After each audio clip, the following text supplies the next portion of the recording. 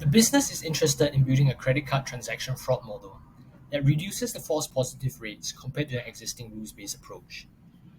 We use a credit card dataset that contains age and gender as protected attributes.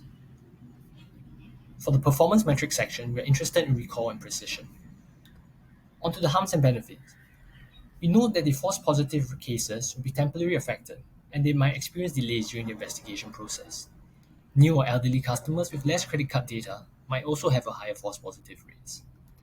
The business teams thus sets two fairness checks: a minimum acceptable service that ensures the false positive rates for all groups should not be higher than 2.5%, and an equality check to ensure that the false positive rates for the subgroups should be smaller than a 1.5 times difference. These objectives, generated using the web form, are then converted to the standardized model card response data, which can be integrated with our Python toolkit. So let's take a look at how the minimum acceptable service requirement can be operationalized. The fairness objective can be translated in the false positive ceiling, which a data scientist can implement using the min-max threshold test. Running the code conducts the fairness test and generates useful diagnostic plots.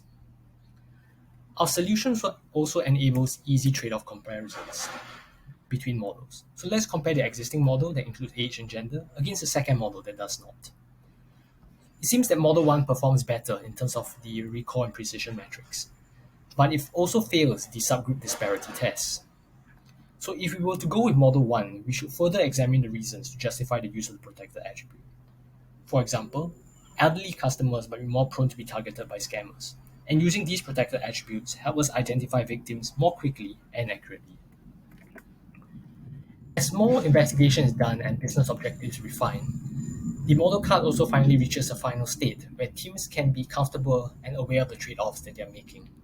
So this is summarized in this final model card that shows information about the model details, the considerations being made, the data sets being used, or quantitative analysis, explainability results, and fairness checks that we have previously shown.